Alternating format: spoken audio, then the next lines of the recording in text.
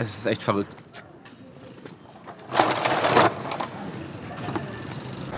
Ob man was erkennt, ich filme ihn einfach mal ein bisschen. 3 Wellen gemacht und schon wieder voll im Eimer. Oh. Uns erschlägt es gerade ein bisschen mit Eindrücken.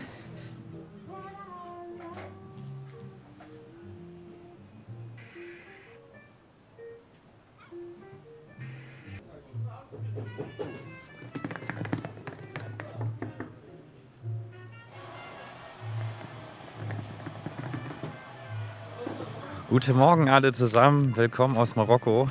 Es ist ein seltener Anblick aus Marokko, es ist nämlich bewölkt. Das hatten wir jetzt innerhalb der letzten 2 Wochen nicht einen Tag, wir hatten jeden Tag Sonne. Und jetzt ist es einfach mal, ja, ich will nicht sagen schlecht, aber nicht so gut wie sonst. Wir sind gleich unterwegs und haben schon den ersten Termin heute. Wir haben nämlich Younes mal wieder getroffen, wir haben den immer mal wieder getroffen. Younes ist ein Marokkaner, der eine Green Card für Amerika gewonnen hat, in den USA als Truck Driver arbeitet, also als Berufskraftfahrer. Und haben dann mit denen übelst lang über alle möglichen Sachen geredet und haben ihm auch erzählt, dass wir mit unserer Handbremse Probleme haben. Und wie das so ist, er wohnt hier in Sidi Ifni, in diesem kleinen Örtchen, das wirklich wunderschön ist. Und er kennt natürlich Hinz und Kunz und jedermann und kennt natürlich auch jemanden, der eine kleine Werkstatt hat. Und deswegen werden wir gleich zu Younes fahren und mit ihm dann in die Werkstatt fahren. Und da guckt sich das mal an, ob er das reparieren kann. Ich bin gespannt. Wir hatten sowieso vor, das irgendwie jetzt machen zu lassen, weil wir irgendwann natürlich wieder eine Fährfahrt haben werden. Und so eine Fährfahrt ohne Handbremse, da habe ich mich schon auf der Hinfahrt nicht ganz so wohl gefühlt, muss ich ehrlicherweise sagen. Also der erste Gang hält schon ein bisschen was aus, aber natürlich nicht alles. Deswegen muss das dringend gemacht werden. Also eine Handbremse ist schon nicht so verkehrt, glaube ich. Deswegen bin ich mal gespannt, ob der das hinbekommt. Ist ja von der Technik, es ist keine elektronische, eine rein oldschool mechanische Handbremse mit einem Bowdenzug unten und ein paar Federn. Ich schätze, da klemmt es irgendwo, da ist irgendeine Feder nicht richtig, muss vielleicht ausgetauscht werden, keine Ahnung.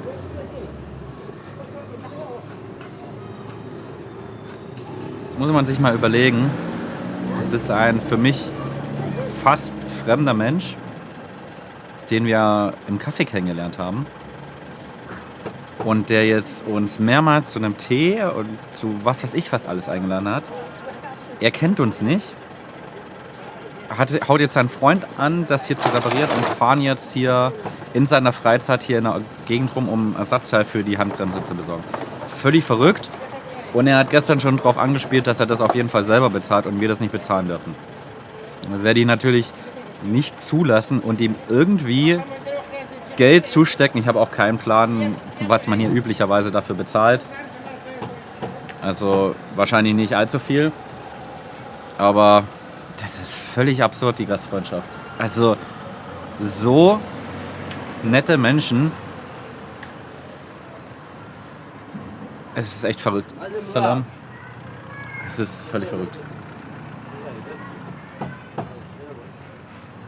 Kennt mich nicht und ja, fährt jetzt hier in seiner Freizeit irgendwelche Ersatzteile für mich besorgen. Für nix. Das ist... Ich komme hier nicht drauf klar. Also wirklich... Ja. Tolle Menschen.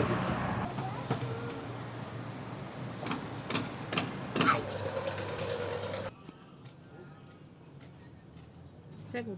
Gut, gell? مشيت والله يطلع فكر لا اختي بيدلي اي ما كاينش قبل شويه تما المكسيك ها المكسيك واجي ندخلك فيها ولد قبل برونزني. Achso, und bringt natürlich auch noch zu allem Überfluss noch Süßigkeiten mit. Verrückt. Also wirklich absolut verrückt. Was macht die Frau des Hauses währenddessen? Im Auto arbeiten. Ja, ich finde es auch richtig verrückt. Das ist so ein netter Mensch und all seine Freunde waren bisher super nett und so viel Gastfreundschaft ist wirklich, ja, extrem. Also ich wünsche mir echt, dass wir irgendwann auch mal irgendwo festen Wohnsitz haben und dann genauso Reisende oder Hilfesuchende, wie auch immer, genauso aufnehmen, weil ich wüsste, das würde ich auf jeden Fall genauso machen. Das habe ich mir schon immer gesagt, weil wir in vielen Ländern schon so viel Gastfreundlichkeit und Offenheit erfahren durften. Und ja, ich möchte das ganz genauso auch irgendwann mal zurückgeben. Willst du noch so ein Ding hier probieren? Schmeckt gut. Ich will die jetzt nicht alle aufessen. Ne, ich glaube, die müssen wir aufessen, sonst lässt du uns nicht vorher los, ja. Und schmeckt eh nochmal leckerer, weil es so eine nette Geste war.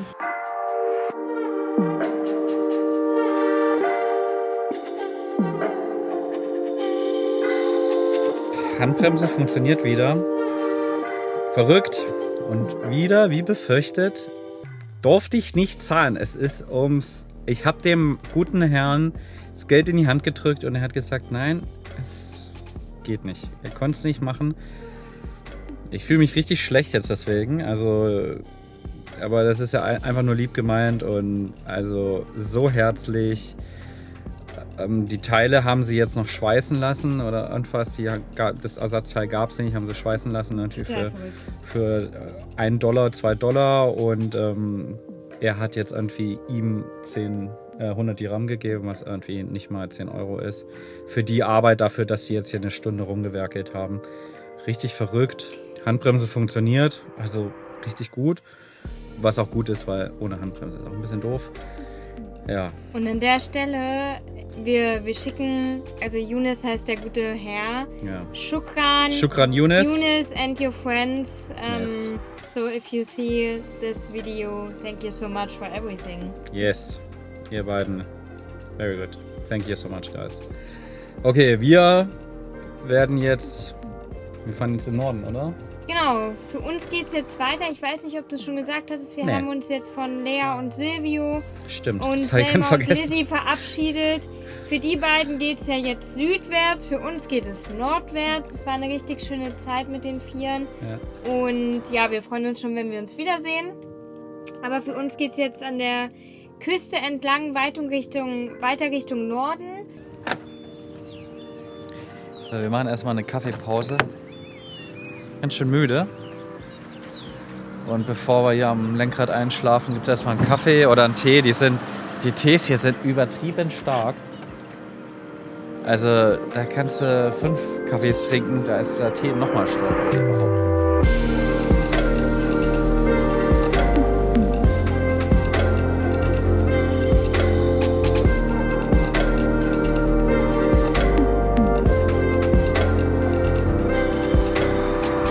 Gerade beiden wieder aufgefallen, was ich für ein Fastfood-Opfer bin. Ich jedes Mal zuschlage, wenn es irgendwo in irgendeinem kleineren Restaurant oder Café irgendwas zum Snacken gibt, muss ich immer irgendwas ausprobieren. Und damit ich nicht völlig aus dem Leim gehe, kaufen wir jetzt noch ein bisschen Obst und Gemüse ein und werden uns dann frisch gestärkt aufmachen Richtung Norden.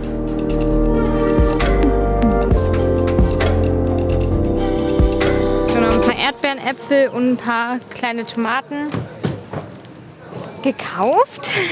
Und ich habe mir gerade, weil ich habe ja Französisch in der Schule gehabt und ich versuche dann schon immer, mich daran zu erinnern. Und habe es jetzt auch hinbekommen, als er die Zahl gesagt hat, mich zu erinnern, was es ist. Und es war auch richtig. Und Zahlen sind nicht so leicht im Französischen. Nee, ist nicht so easy. Vor allem, wenn man es über 11 Jahre nicht mehr genutzt hat.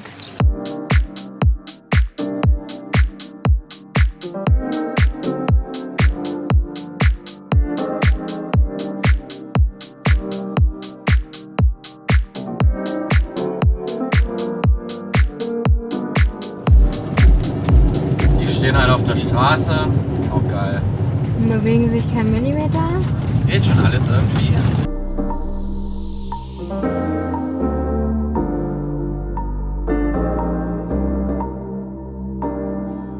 Wow.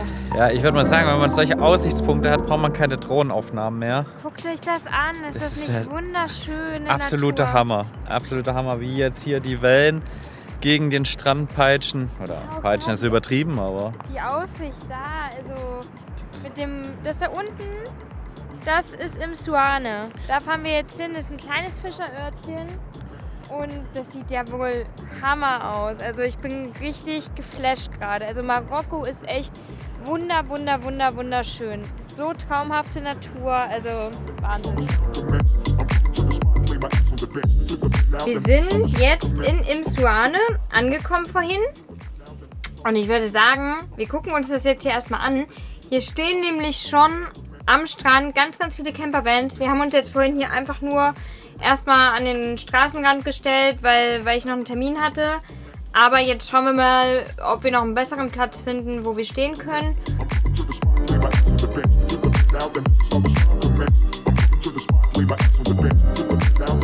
Neuen Platz gefunden. Erste Reihe. Perfekt. Ging jetzt auch relativ easy.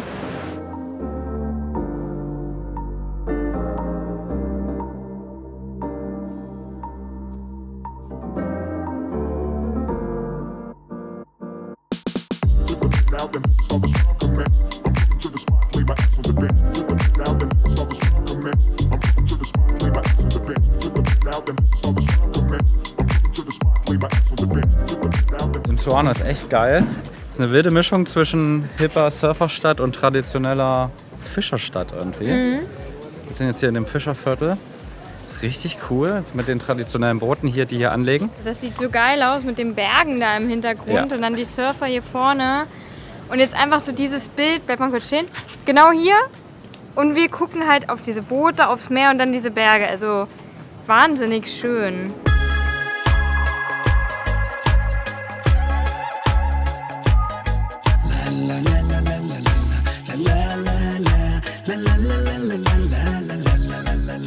milgiya sharafaad mutaysatayo marley magacaad wadaagtaano maquuna haween muglaataye milgiya sharafaad mutaysatayo marley magacaad wadaagtaano maquuna haween muglaataye. So, wir sind fertig mit Arbeiten für die Woche. Ein Glück. Die Woche hat sich ein bisschen gezogen, fand ich. Und wir gehen jetzt mal raus, gucken da an den Strand und vielleicht leihen wir uns heute ein Surfbrett aus. Ich weiß gar nicht, ob wir es schon erzählt haben. Wir haben uns nämlich Neoprenanzüge, also Wetsuits gekauft und sind heiß wie Frittenfett, die jetzt auszuprobieren. Ja, ich bin gespannt. Die Wellen sehen ziemlich krass aus. Ob wir da irgendwas hinbekommen, mal gucken. Es gibt Krapfen. Genau zum richtigen Zeitpunkt kommt der Krapfenverkäufer. Yes! Ein Donut oder so ein... Oh, ein Donut, ja. How much for 2 donuts? 20. Chocola Natura? Natura. One chocolate, one Natura. Yes.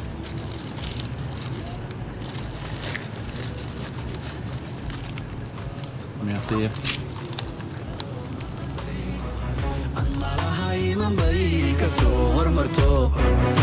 mashquulay markaan marsoo tiriyo qalbiga ku masruuf amaandhaye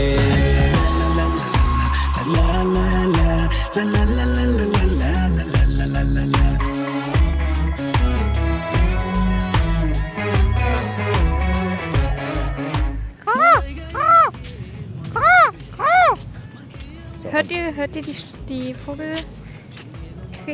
Ja. Für den Regenwurm husten. Hört ihr die Regenwürmer husten? Willkommen bei Quatsch am Nachmittag mit Ann-Kathrin. Schön, dass ihr wieder eingeschaltet habt.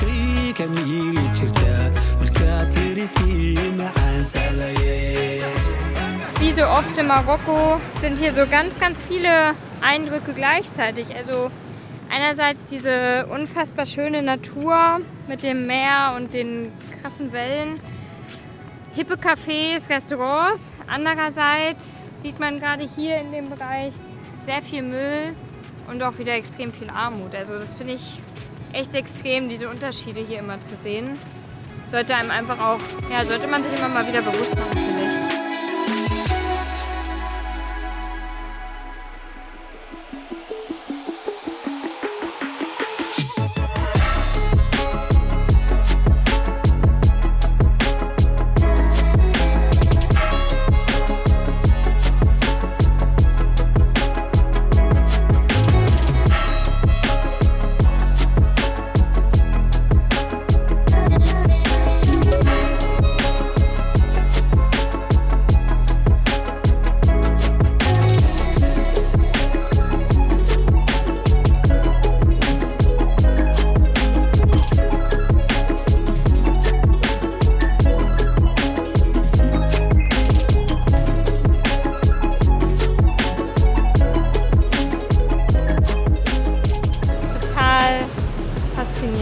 Wellen sind halt wie immer geil, ja? Ja. Ja, du siehst ja richtig, dass du da so Felsspalten auch hast. Also es ist super gefährlich. Wenn du da drin wärst, würdest du ja richtig in diese Spalten gezogen werden.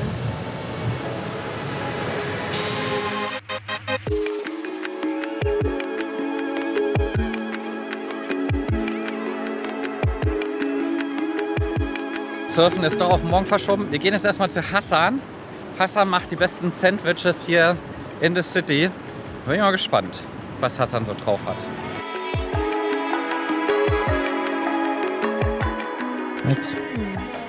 Was heißt Schnecke? Rosinenschnecke. Ich werde die bestimmt nicht ganz schaffen. Sehr lecker. So, Hassan hat leider zu. Deswegen sind wir jetzt in einer kleinen Pause und nehmen hier ein Sandwich. Und er hat extra für uns die Musik angestellt. Ist das nicht schön?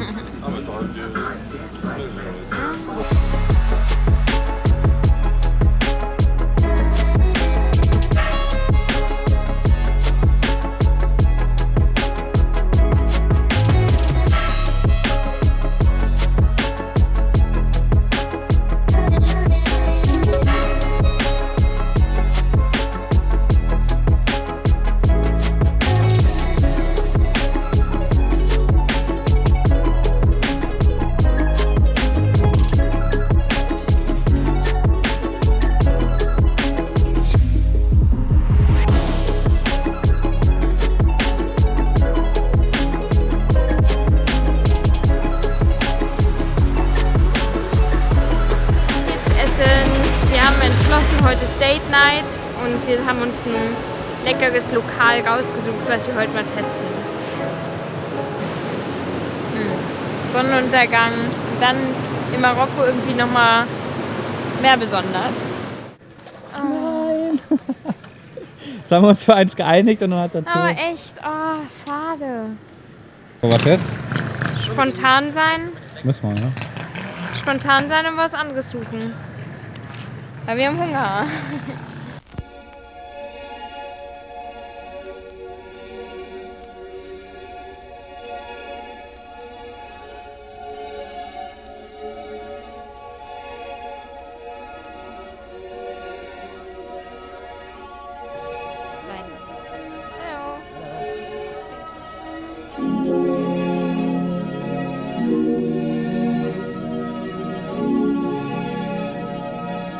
Ja, hat anscheinend doch offen.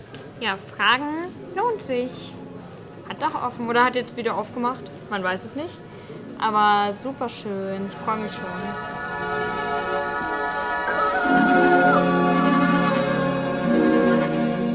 Erster Gang, marokkanischer Salat. Und Fabi kriegt die Olive. Guten Appetit. Also ich war eigentlich schon satt nach dem Salat. Aber es sieht mega aus. Das ist ein Monster-Teller. Aber es sieht richtig lecker aus. Wir haben unseren Hunger leicht überschätzt. Viel zu viel, ey. Es war so viel.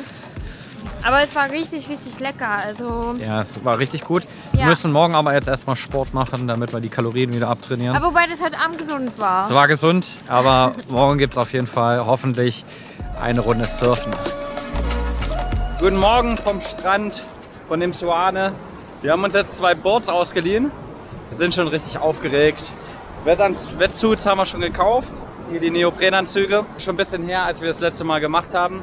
In Neuseeland? Nee, auf Bali. Ja, ist Aber schon, ist auch schon 5 Jahre, fast 6 Jahre her. ist schon ein gutes Eckchen her. Also ich habe nicht so viele Hoffnung, dass wir hier gleich die Wellen alle catchen werden. Hier sind so viele Menschen, ihr macht euch gar keine Gedanken. Es sind so viele Menschen hier, so viele Surfer auf einem Platz. Es sind bestimmt 200 Surfer, würde ich mal schätzen. Und wir jetzt gleich mittendrin. Die Wellen sind richtig gut, glaube ich, für Anfänger, nicht zu hoch, sehr lang gezogen und mal gucken, was so geht. Das Wichtigste ist natürlich auch hier wieder, Hauptsache wir haben Spaß. Also ich bin kein Fan davon, irgendwie jetzt hier so große Erwartungshaltungen zu schüren. Ja. Ich will einfach nur viel Spaß heute im Wasser haben. Und wenn wir Spaß haben, dann holen wir uns Board und machen es einmal öfter. Aber ja, ich würde sagen, wir testen es einfach mal aus. Wir haben richtig Bock. Wir freuen uns mega doll.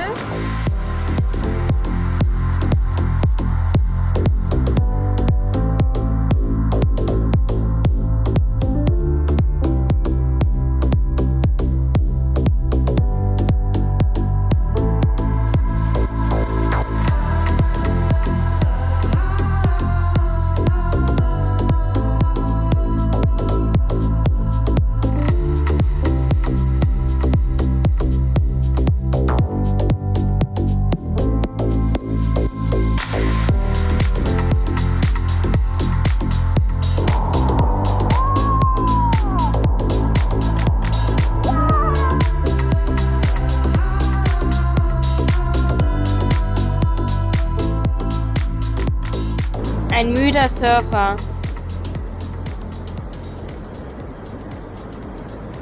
Wir waren jetzt schon zweimal drin.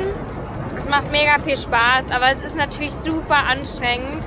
Vor allem für mich, weil ich habe hier absolute Puddingarme, habe gar keine Muskeln gefühlt in den Armen und ich kann natürlich paddeln, wie ich will. Ich komme kaum vorwärts, verpasse dann die Welle.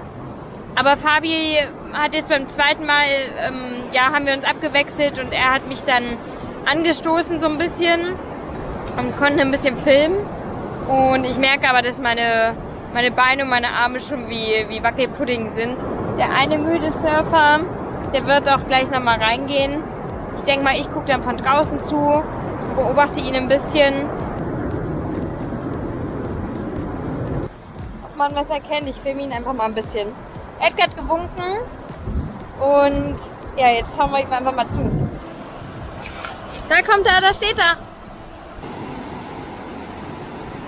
Los! Der Surferboy? 3 Wellen gemacht und schon wieder voll im Eimer. Oh, keine Kondition, ey. Aber macht super viel Spaß. Das ist auch echt anstrengend. Aber, also 1, 2 Dinger bin ich gestanden. Ich brauche noch Übung. Ich brauche wirklich noch Übung. Es ist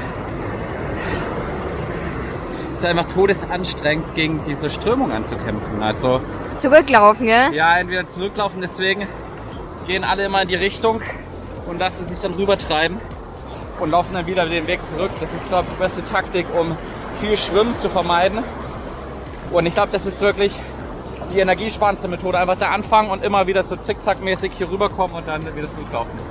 Gehst du nochmal? Good Surf.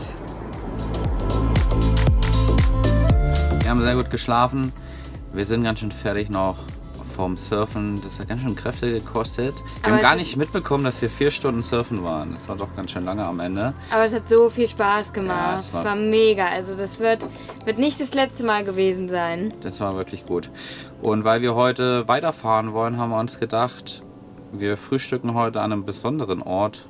Einfach schon aus dem Grund, dass wir hier nicht mehr abspülen müssen und dann früher loskommen. Deswegen nehmen wir euch mal mit. Sonne kommt raus. Ja. So schön.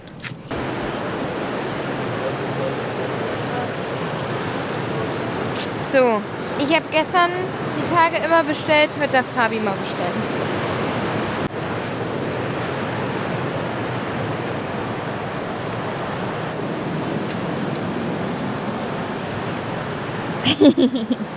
Es gibt Frühstück. Yes. Und 2 Cups, ja.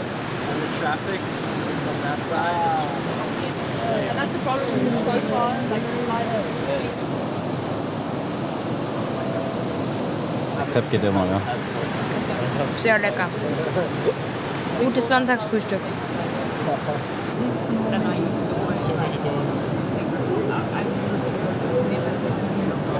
Point, I thought maybe they have a law, make it as lucky as possible, so you don't sit in there and smoke a lot. It's like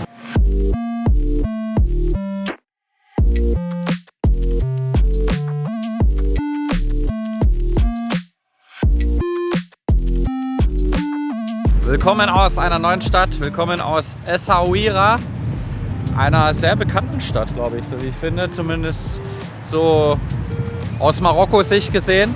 Ziemlich genau, ja ziemlich in der Mitte, ein bisschen südlicher, auf derselben Höhe wie Marrakesch und soll sehr schön sein, haben wir gehört. Ja, ist vor allem eine Kitesurf-Stadt. Also man merkt es, hier ist gleich, hier weht gleich ein Wind und man hat da hinten auch schon, oder man sieht im Hintergrund auch schon einige Kites am Horizont. Bin gespannt, was die Stadt kann. Wir werden bestimmt noch ein Café irgendwie verorten, wo wir uns reinsetzen können.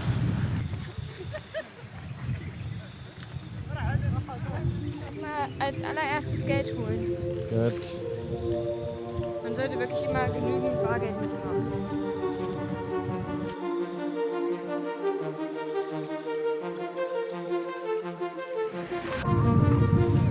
Ab durch die Stadtmauer. Ja, einfach rein in die Stadt.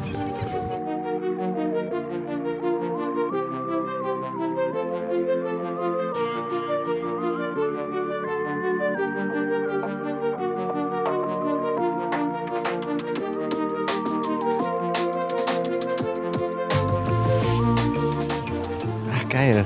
Ja. So auch so Backgammon und so kaufen. Billy-Billy-Hosen? Ja. Also, Essaouira scheint so ein bisschen Marrakesch in der Light-Version zu sein. Zumindest, viele Eindrücke. zumindest so, wie wir es uns vorstellen. Und ich bin mal gespannt, weiß ich nicht, ob wir unser Kaffee jetzt hier nochmal finden und was uns noch alles so angeboten wird. Einer wollte schon mal im Bart rasieren gerade. Hat aber auch einiges zu tun. Das wäre wirklich ein gefundenes Fressen gewesen für ihn. Ja, mal gucken. Also ist schon mega cool. Anne führt uns jetzt hier durch irgendwelche hinteren Gassen. Mal gucken. Nach links. Nach links, na gut. Mal gucken, ob wir hier noch rauskommen. Schon eine super schöne Stadt. Aber natürlich wollen sie dir erstmal alles verkaufen, was sie so haben. Ja, aber das ist, glaube ich, das Marokko-Erlebnis. Das ist das pure Marokko-Erlebnis. Und es sind echt so viele Eindrücke. Man weiß gar nicht, wo man zuerst hingucken soll oder riechen soll, weil hier halt auch so viele Gewürze und verschiedene Sachen. Also super interessant. Aber für dieses Wochenende bin ich auch gefühlt kaum noch aufnahmefähig. Weil wir jetzt schon wieder so viel erlebt haben. Ja, das stimmt. Da brauchen wir erstmal 1-2 Tage, um das alles so ein bisschen wieder sacken zu lassen, damit wir wieder für neue Erfahrungen bereit sind.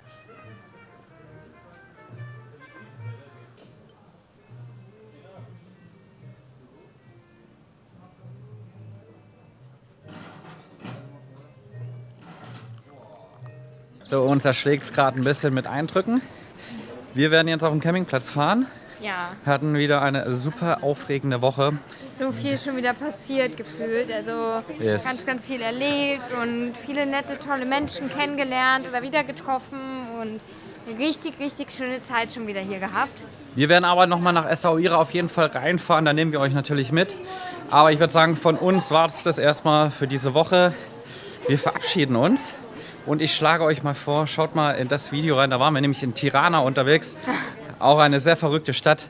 Haben wir noch ein bisschen anders gefilmt, aber bestimmt auch für den einen oder anderen sehr interessant. Ja, und damit macht's gut, ihr Lieben. Wir wünschen euch ein schönes Wochenende. Bis nächste Woche. Tschüssi!